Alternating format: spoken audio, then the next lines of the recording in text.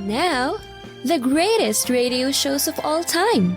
Suspense. The Shadow Node. Washington calling David Harding, Counter Spy. Classic radio theater. The Great Gildersleeve. Fibber McGee and Molly. Dragnet. Gunsmoke. The Lone Ranger. Now, step back into a time machine with your host, Wyatt Cox. Good evening, friends of the Inner Sanctum. We thank you for tuning in for this very special edition of the program as we go back to August 14th, 1945, VJ Day, the date which Japan surrendered to the Allies. Now, later in the program, we're going to hear an amazing rendition.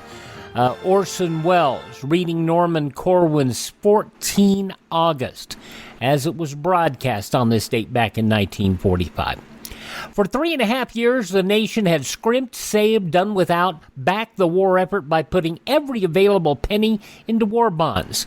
People lived without road trips due to ration gasoline and rubber, changed their diets due to ration meat, sugar, even canned goods and frozen foods. People grew victory gardens to supplement their meager food supplies, and Americans learned how to can what they could that they grew so they could eat. There were scrap drives for metal, rubber, paper. Housewives encouraged to save waste fats to help in the war effort and to help the limited supplies of soap. Even shoes, typewriters, bicycles, kitchen appliances, and automobiles required applications to the government before they could be bought during wartime due to tight supplies. All to support the war effort of the American and Allied efforts in World War II. Now, with troops in Europe, Africa, and the Pacific early in the war, it was truly a global conflict. May 8th, 1945, German forces surrendered, bringing an end to the war in Europe and Africa. President Truman on that date remembered the chief executive who had preceded him and who guided the U.S. through the first 3 years of the war when he announced the end of the European conflict. This is a solemn but a glorious hour. I only wish that Franklin D. Roosevelt had lived to witness this day. General Eisenhower informs me that the forces of Germany have surrendered to the United Nations. The flags of freedom fly all over Europe. For this victory, we join in offering our thanks to the Providence which has guided and sustained us through the dark days of adversity. Our rejoicing is sobered and subdued by a supreme consciousness of the terrible price we have paid to rid the world of Hitler and his evil band. Let us not forget, my fellow Americans, the sorrow and the heartache which today abide in the homes of so many of our neighbors. Neighbors whose most priceless possession has been rendered as a sacrifice to redeem our liberty. We can repay the debt which we owe to our God, to our dead, and to our children only by work, by ceaseless devotion to the responsibilities which lie ahead of us. If I could give you a single watchword for the coming months, that word is work, work, and more work. We must work to finish the war. Our victory is but half won. The West is free, but the East is still in bondage to the treacherous tyranny of the Japanese. When the last Japanese division has surrendered unconditionally, then only will our fighting job be done. After a brief celebration, the focus turned to the fighting in the Pacific. As the battle continued, Americans thought the war might continue for another year. That speculation ended when on August 6, 1945, a shocking announcement from President Truman about what was truly a weapon of mass destruction. The world will note that the first atomic bomb was dropped on Hiroshima, a military base. We won the race of discovery against the Germans. We have used it in order to shorten the agony of war, in order to save the lives of thousands and thousands of young Americans. We shall continue to use it until we completely destroy Japan's power to make war. 3 days later, a second atomic bomb was dropped on Nagasaki, Japan. Americans knew the Japanese government would have to surrender. But as the hours passed, there was a growing sense of anticipation among the American people as there was no word of final surrender. On the evening of August 13th, 1945, news commentator Gabriel Heater told the American people to be patient. And now, Gabriel Heater. Good evening, everyone. If you hear nothing by midnight Washington time tonight, you'll hear nothing official until after 9 a.m. tomorrow morning. There's a feeling in Washington Japan's delay indicates a dramatic disagreement inside her own government. And that may delay a final reply for several days. Even civil war in Japan isn't ruled out as a possibility now. Their people know nothing even now regarding their surrender offer. Their latest propaganda line talks of more war and the likelihood of American invasion. And the war is on, very much on. There's no evidence to show that the people are being prepared for surrender. We know tonight they lied when they said they were delayed by the fact that our counter-proposal only arrived in Tokyo early today. Swiss authorities say they had the Jap acknowledgement 24 hours before that. Their news reports reveal several conferences between Togo and the Emperor. So he and other army leaders may be unwilling to go along in any surrender arrangements. The Swiss Foreign Office has made arrangements to remain on duty all night tonight in anticipation of some reply. If it comes, will it be a final reply or another counter-offer? Or will it reveal some dramatic surprise inside Japan? The Emperor's abdication, perhaps, to avoid the personal humiliation of surrender. Will the reply reveal a new government in Japan? A government whose purpose would be more delay. You remember all the changes before Pearl Harbor. China's ambassador seems confident of big news soon. He ought to know how the Jap mind would work under these circumstances. He's a well-informed man. I believe he knows. At least he has every right to know what to expect. He seems confident. There are no facts, however, nothing but mysterious silence. Do they need time in Tokyo to swallow the cruel, arrogant pride? There's little doubt of it. This will be a cup of bitter tea. Picture anybody whose job it may have been to kneel today in the Emperor's presence and say, Holy One, Your Majesty, you'll have to sign a document admitting complete defeat and accepting unconditional surrender. You'll have to do this even when your armies are intact, 4 million strong. You'll have to do all this even before an enemy soldier has landed on your shores. You'll have to agree to place yourself under a supreme allied commander who will be the real ruler of Japan, and after all that, after you've carried out his orders, you'll have to wait for the people of Japan to say whether or not you're to be continued. Even when we're back once more an obscure, disarmed, and dismantled group of islands without pomp or power. When you realize 9 persons in 10 in Japan would hardly dare look up with the Emperor passing by. When you consider how much he represents God to millions. When you realize how completely all of Japan's national life is tied up with this one man who is now virtually forced to offer himself up to do as we say and carry out our commands and admit everything he represents in power, natural and supernatural, has failed to save Japan. You'll agree, I'm sure, carrying that news to him was quite a mission. Commentator Gabriel Heater on August 13th, 1945. The American people were excited. They knew that cause to celebrate was imminent. The war that they had sacrificed so much for on the home front for 45 long months was coming to an end. When Classic Radio Theater with Wyatt Cox continues, we'll talk about how America felt on that day and how they reacted. Thank you for tuning in to Classic Radio Theater with Wyatt Cox, remembering VJ Day, Victory in Japan, August 14th, 1945. After 2 atomic bombs having been dropped on the land of the rising sun, the turmoil inside Japan was evident. Now the American people knew the end was near. Gabriel Heater's comments based on a number of phony or early reports like this one. Ladies and gentlemen, the news we've all been waiting for, that news has just come to us from Washington. Japan accepts surrender terms of the Allies. So for all of you who are so interested, for all of us from coast to coast, there are just 7 important words from Washington. Japan accepts surrender terms of the Allies. We'll have many more important items concerning that little 7-word sentence to give to you. But we knew that you wanted it immediately, and we've just been told now to temporarily hold up that flash, to disregard it. So, ladies and gentlemen, those of you who may have heard that flash as we brought it to you within seconds of the time that it came upon our United Press tickers, please hold up that flash. Temporarily, we resume the program in progress, but keep tuned to this station for further details every second.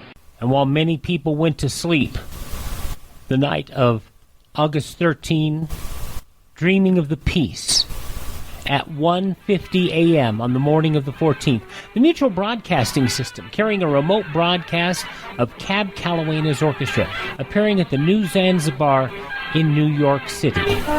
As the music played, it was interrupted for a special announcement.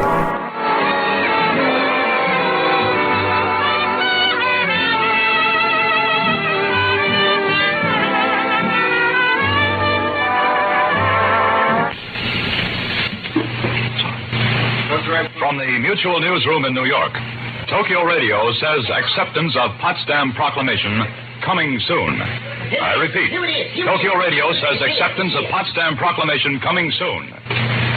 One moment, please. After about 10 seconds of silence and more, just one moment, please, this announcement. Please, I repeat this bulletin. Tokyo Radio says acceptance of Potsdam Proclamation coming soon. A bulletin from San Francisco. Tokyo Radio said today that an imperial message accepting the Potsdam Proclamation would be forthcoming soon. Repeating that bulletin from San Francisco, Tokyo Radio said today that an imperial message accepting the Potsdam Proclamation would be forthcoming soon. For the news, listen to your Mutual station.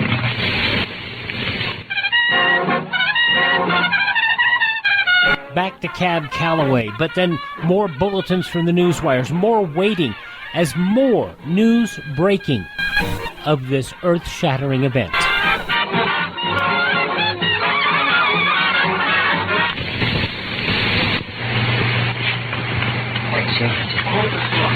From the Mutual Newsroom in New York, San Francisco, the International News Service, FCC quotes Domai saying Japan accepts allied terms.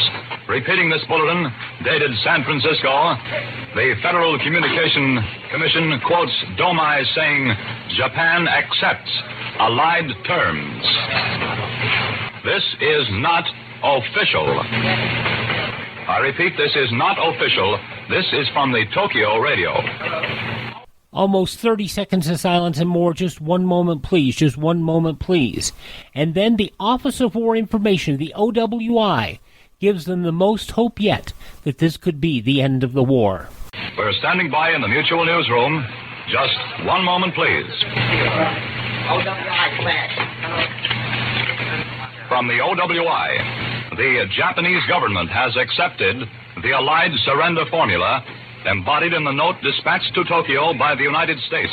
The Tokyo Domai Agency said today in a wireless dispatch recorded by the Federal Communications Commission. We have another bulletin here. Japan surrenders. Japan surrenders.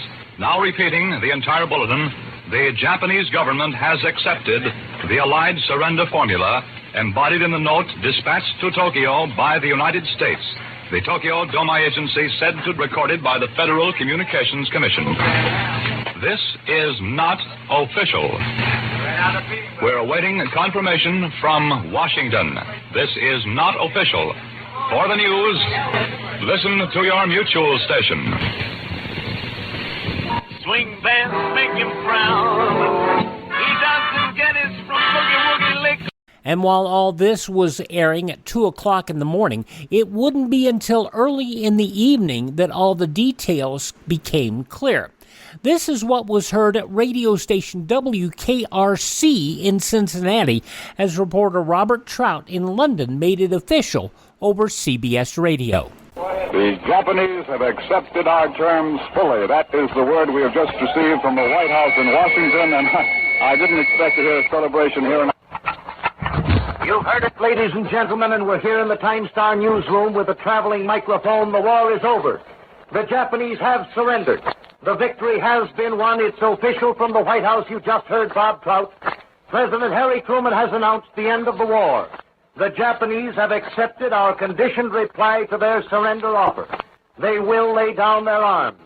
There it is, the news you've been waiting for. It's over, all over. For some neighbors of yours and mine, the war ended long ago when the messenger arrived with the telegram saying killed in action or died of wounds. Let's have a thought to that tonight. The sounds of the guns have been stilled. This is August the 14th, the day to remember. The word from Washington that President Truman has announced the acceptance of the Japanese surrender terms. This is the day you wondered about on September 1st, 1939, when the voice of Adolf Hitler swept upon the ears of the world to announce the Nazi attack on Poland. This is the day you wondered about on December 7th, 1941, Pearl Harbor. And then you said, this is it. And whether you'd fancied yourself an isolationist or an internationalist, you knew that that was it. You wondered about your own loved ones back there December 7th, 41. You wondered whether they would survive it. Well, many of the boys will come marching home, and others will lie beneath the white crosses and stars in far places. Places whose names we'd never heard before that Pearl Harbor day. And so now the war is over. The victory is won. The American people have a new litany of names which have been consecrated by American blood. The blood of boys and men from Cincinnati and Covington, Newport, Lebanon, Ohio, Greenville, Dayton and Connersville, Indiana, and Lawrenceburg. A litany which tells of far places and calls up the vision of beach landings in an inferno of fire and steel. We can hear the whistles in downtown Cincinnati. They're breaking loose because this is it. This is it, friends. Now it's all over in the Pacific, over in Europe. It's over, friends, save for the white crosses and the memory of those place names you'd never heard of before this war started. The job has been done in the Western world and on the land and seas of the Orient, and let's not forget it. We're traveling alongside our news wire now. As a matter of fact, if we can get to the window, maybe we don't have to get there. You can hear the bells and the whistles in downtown Cincinnati. I don't know whether they cut in above the news wire ticking, but Mr. Truman made the announcement that it's over at a press conference. He read a statement which said, I deem this reply a full acceptance of the Potsdam Declaration, which specified the unconditional surrender of Japan. In the reply, there is no qualification. That's the way President Truman said it. Let me see if I can get to a window. You can hear the bells and the whistles out there. Now Cincinnati can really celebrate. The thing is over and Johnny is going to come marching home. Friends, possibly Columbia Broadcasting System has got something that I haven't got down here on my tickers, so we take you to CBS. This is Columbia's news headquarters in New York. Our last great enemy is defeated. The Second World War is at an end.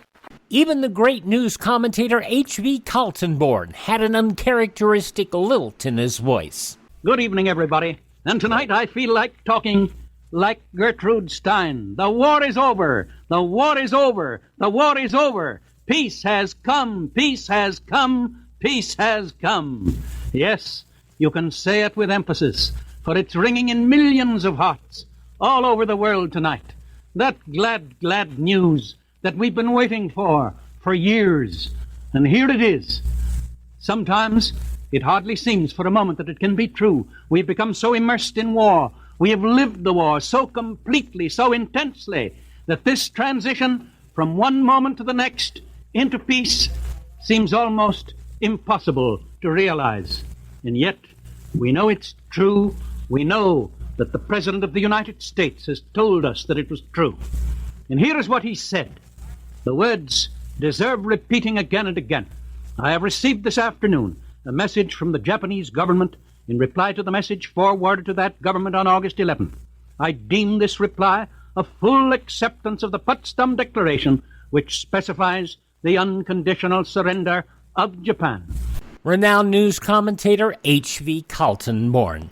When Classic Radio Theater with Wyatt Cox continues, Orson Welles reading Norman Corwin's 14 August, as it was originally broadcast August 14th, 1945.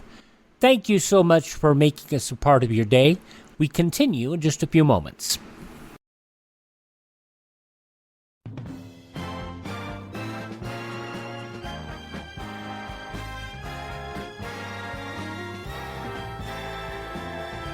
Many thanks to you for joining us for our remembrance of D-Day Day, the day that World War II ended with victory in Japan, August 14th, 1945, here on Classic Radio Theater with Wyatt Cox.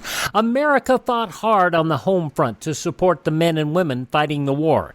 The end of the war brought one of the biggest celebrations in the U.S. and overseas. Here's Newsweek magazine correspondent Robert Chapman in Okinawa. The announcement from the White House came after another night of blankness here, following yesterday afternoon's report from Dome, the Jap news agency, that the enemy had agreed to Allied peace terms. Despite the belief that peace was close, many awoke on Okinawa this morning with some suspicion that the Japs were up to a trick of some sort, since the delay had been so long. But now that it is finally and definitely over, a joyful, happy atmosphere exists all over Okinawa. It is a hot, muggy day here, and practically everyone is taking it as easy as possible. Many of us have taken off our shirts and are sitting in the shade talking it all over. It seems too good to be true, almost too hard to realize that we won't have to make any more difficult landings on ever-increasingly difficult beaches. When the news reached here, some planes of the Far East Air Forces were still up in the air. They were mostly fighter planes sweeping against Jap aircraft or against shipping, but not land targets. Although some of these flights were canceled at the last minute, others got through. One of the biggest overall strikes of the war was actually being planned today. 7th Air Force managed to call back its heavy bombers, but some fighter pilots of both the 7th and 5th Air Forces are now aloft and may not be recalled in time. The news here, as announced by President Truman, that General MacArthur will head occupation forces, was welcomely received by Army men. Everyone is now waiting anxiously for the occupation to begin and for the peace to be signed. Although President Truman's announcement did not state so in so many words, it is assumed by most that General MacArthur's new status will also make him the Supreme Allied Commander as outlined in the peace demands. This is Robert Chaplin of Newsweek, returning you to the United States. And when Classic Radio Theater with Wyatt Cox continues, Orson Welles reading Norman Corwin's 14 August, as it was originally broadcast August 14th, 1945. Thank you for tuning in to Classic Radio Theater with Wyatt Cox. He was called the Poet Laureate of radio. No one could turn a phrase and make you react like Norman Corwin. This was written with just a few hours' notice, and it was broadcast on CBS August 14th, 1945. Norman Corwin's 14 August, read by who else? Orson Welles.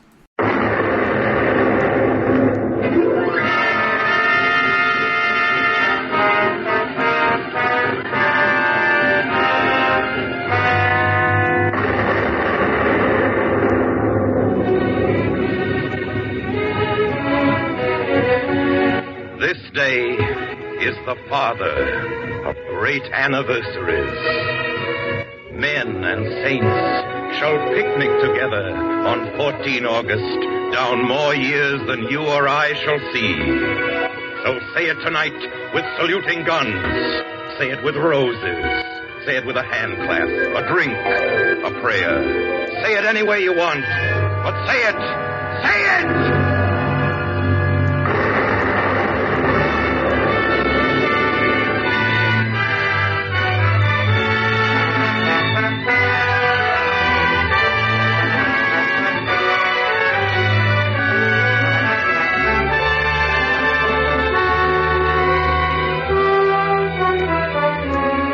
The Columbia Broadcasting System presents 14 August, a message for the Day of Victory by Norman Corwin, spoken by Orson Welles.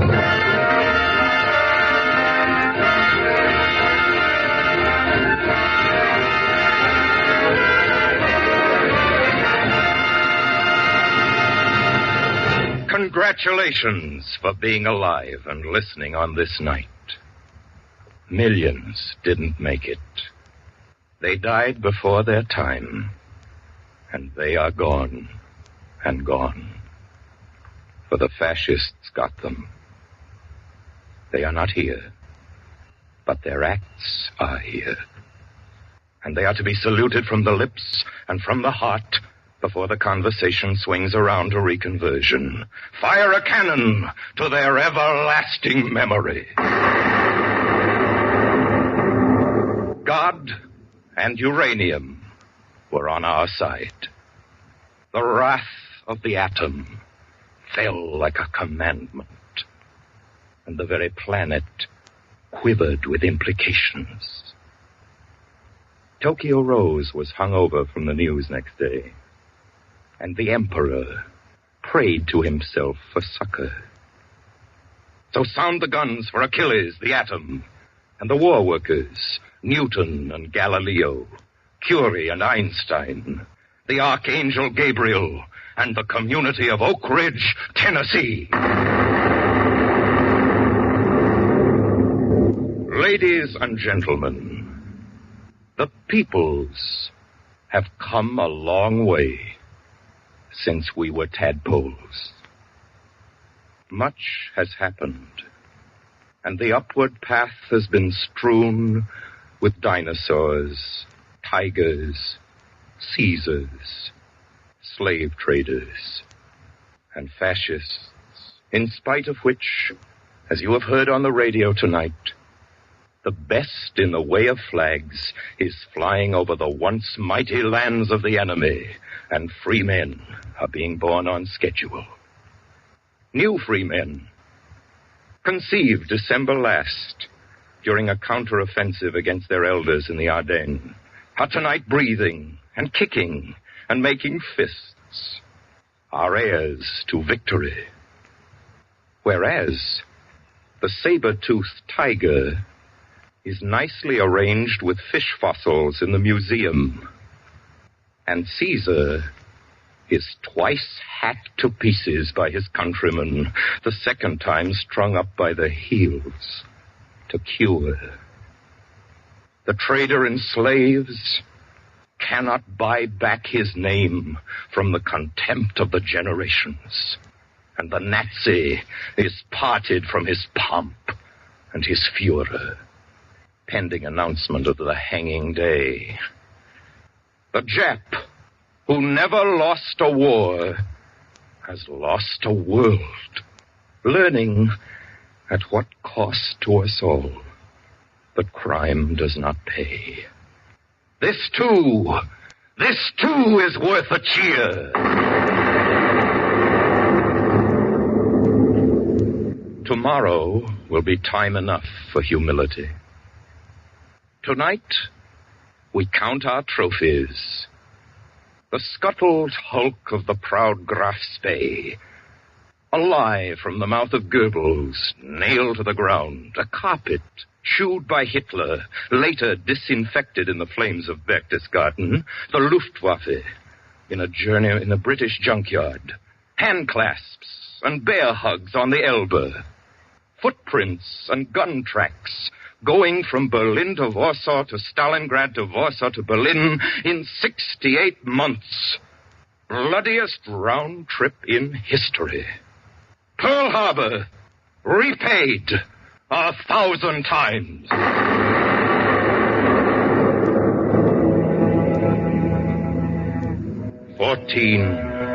August. 14 August to the gun turret and the turret lathe. And both stand still, and their masters stop to wipe away the sweat of winning. 14 August to the tractor in the wheat field and the farmhand who heard the news from Washington on the local wavelength a few hours back. 14 August to the flag on Suribachi and to Colin Kelly's boy and Maya Levin's mother. The bones of the expendables of Corregidor stir imperceptibly on 14 August. 14 August, Chinese time, to the bridge at Mukden where the Japanese crossed over into war some 14 years ago, next month. 14 August, to the blood brothers of Stalingrad, their armies lately a burning wind across the plains of Manchuria.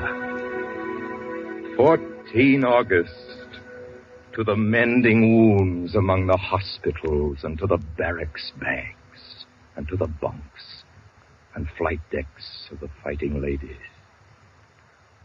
New homecoming. Now the dog tag exchanged for the name again. They will converge from outlandish zones of time, from secret somewheres known alone to postmasters, from lanes of oceans, and from windy desert camps. The comrades will write letters to each other for a while, and then drop out of touch. The mess halls where the meals were on the house will be forgotten soon enough between Jim's diner and home cooking. Beaches without beachheads.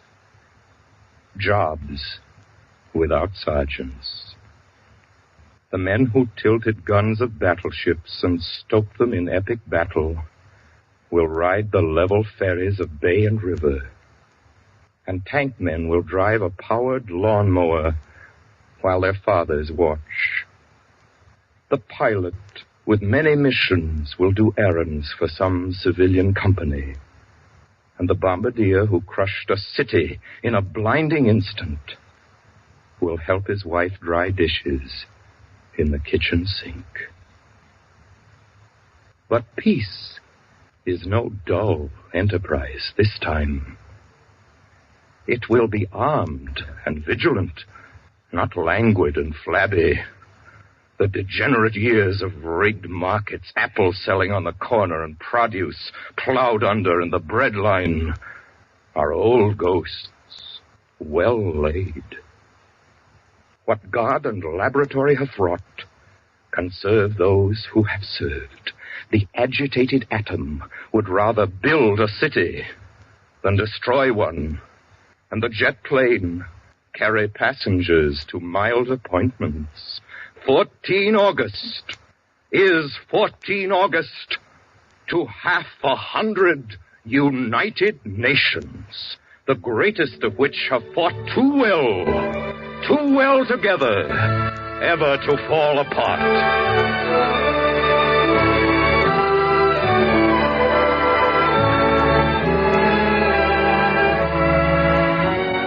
Listeners, on 14 August 1945, size up the latest news bulletins against the morbid yesterdays of Warsaw and Pearl Harbor, fallen Paris, and the Blitz on London. Weigh Potsdam against Munich carefully, removing from the balance the millions who shall walk no more. Sketch in the dates and happenings from textbooks and from memory, and draw your own conclusions. Are we agreed that all is one? That the world's a single continent? That mountains made of faith are not to be moved? That freedom is an endless river, jealous of its tributaries, fertilizing the country through which it flows. Study our time. It will do us good. Effective 15 August. Peace, its care and handling, becomes our homework.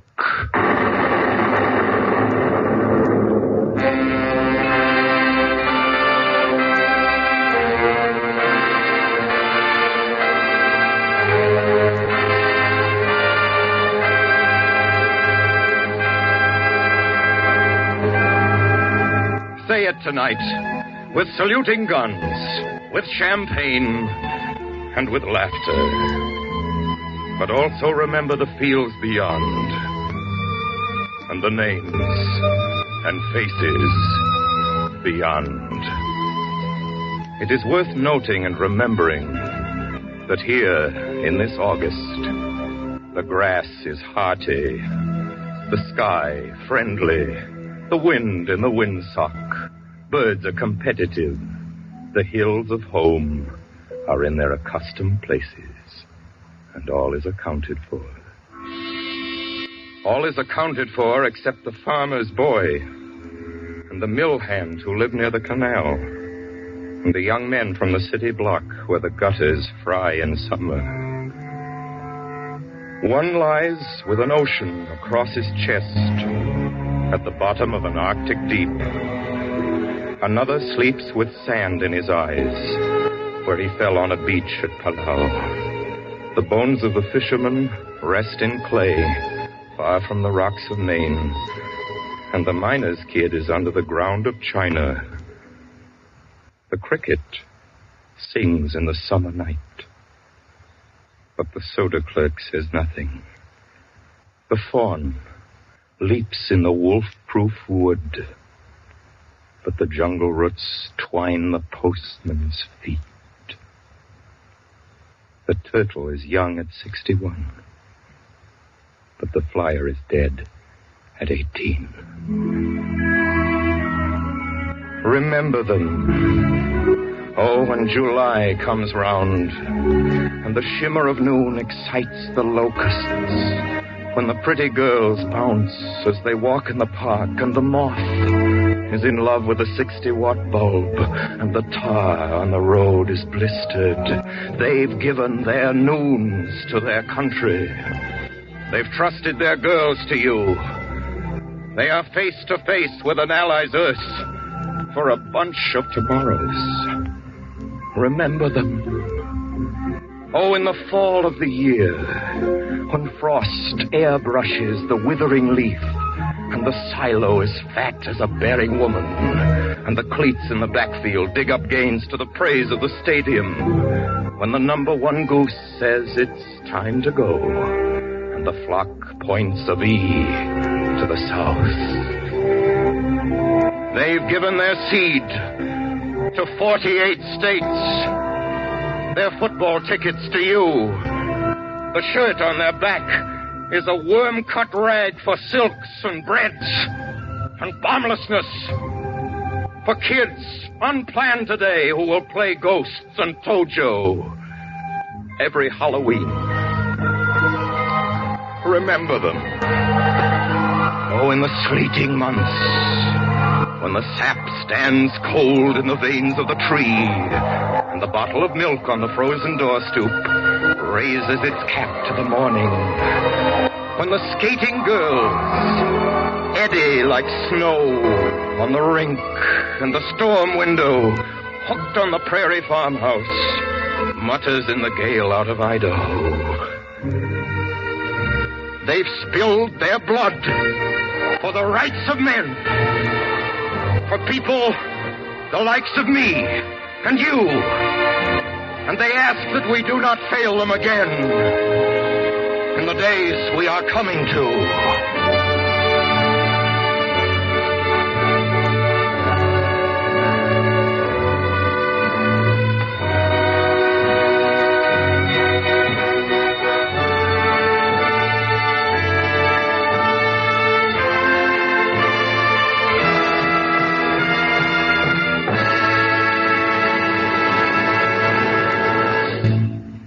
You have been listening to 14 August, a message for the day of victory, written, directed, and produced by Norman Corwin, and spoken by Orson Welles.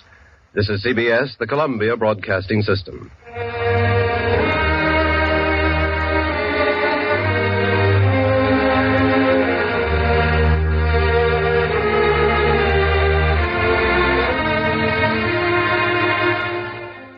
August 14th, 1945. What more can be said? There was no better way to celebrate the end of World War II than the words of Norman Corwin and the oratory of Orson Welles. Maybe Welles perhaps accomplished all he desired when he passed in 1985 at the age of 70. Corwin kept writing. He passed in 2011 at the age of 101. And while wars have kept coming, there was none so well fought, none so forcefully prosecuted than the Second World War. Because the war wasn't just fought on the front lines, but on the home front as well. My webpage, classicradio.stream. Your comments welcome there. I'm Wyatt Cox. Thank this station. Support the advertisers. Tell your friends the great radio shows are right here at this spot on the dial. Classic Radio Theater with Wyatt Cox on your favorite radio station.